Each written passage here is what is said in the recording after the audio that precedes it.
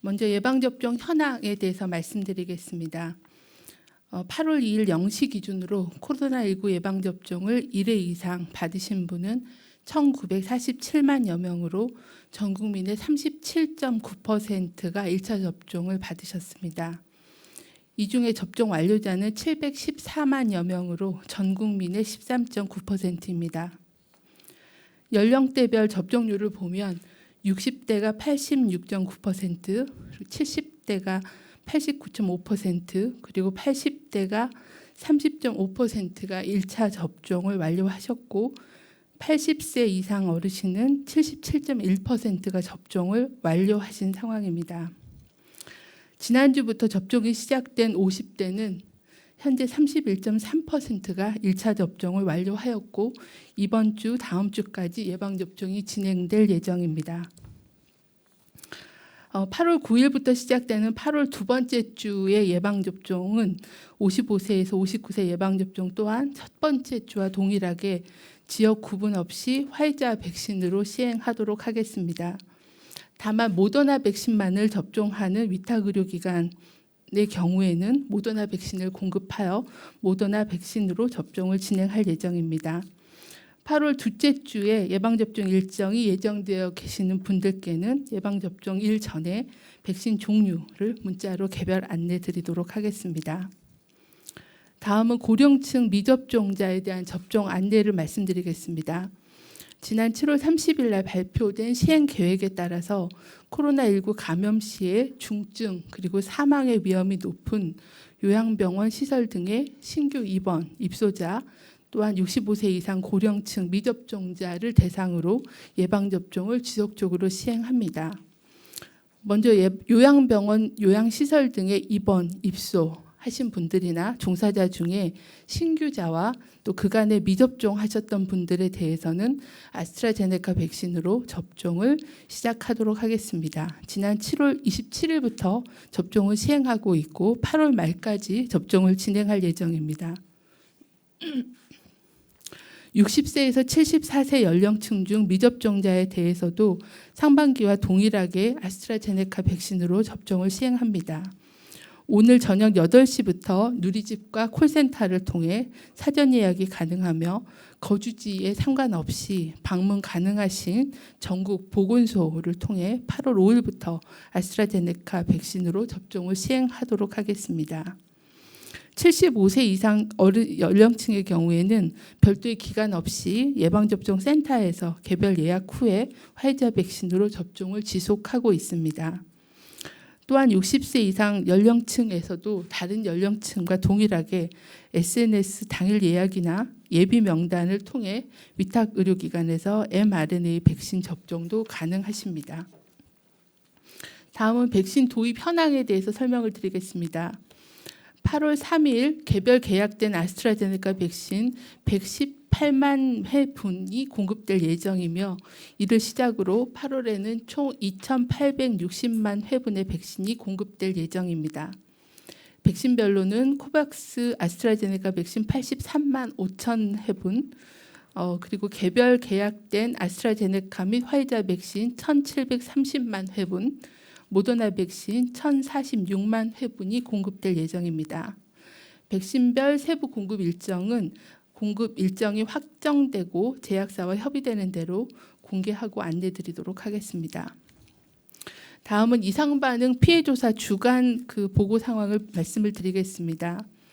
현재까지 신고된 이상반응은 총 11만 7천여 건으로 신고율은 0.46%를 지속적으로 유지하고 있습니다.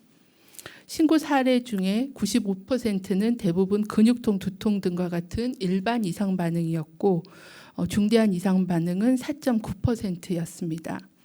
백신 종류별로는 화이자 백신이 0.25%, 얀센이 0.67%, 아스트라제네카가 0.67%, 모더나가 0.23%였습니다.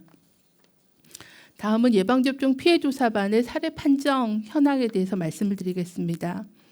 현재까지 총 24회의 예방접종 피해조사반 회의가 개최가 되어 사망 및 중증 사례 1,070건 그리고 아나필락시스 의심 사례 431건에 대해 심의를 하였고 총 153건에 대해서 예방접종과의 인과성을 인정하였습니다.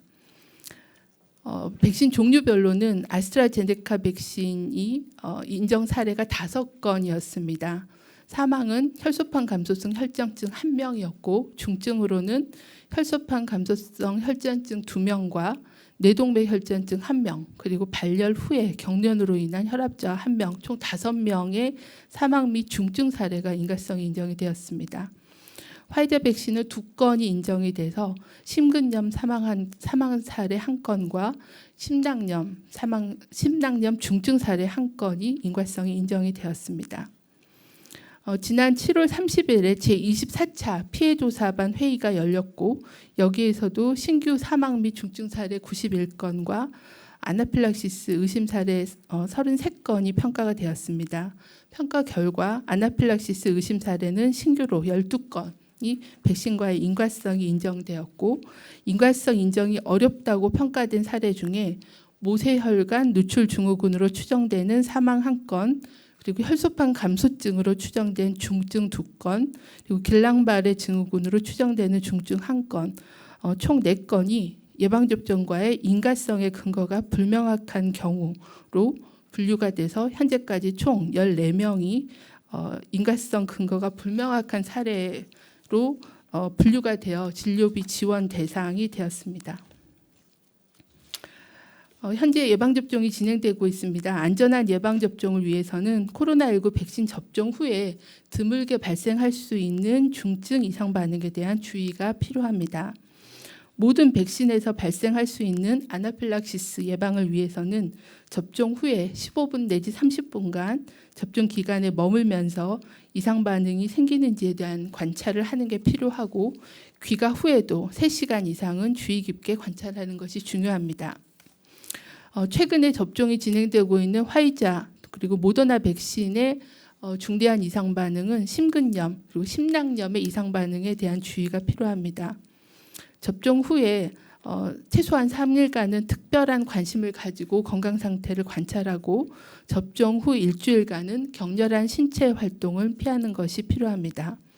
접종 후에 심근염이나 심낭염을 의심할 수 있는 가슴 통증, 압박감, 불편감, 호흡곤란, 그리고 호흡 시의 통증, 그리고 심장이 빠르게 뛰거나 실신과 같은 증상이 새롭게 발생하거나 악화되는 경우에는 심근염, 심낭염을 의심해서 신속하게 의료기관의 진료를 받아주실 것을 당부를 드립니다.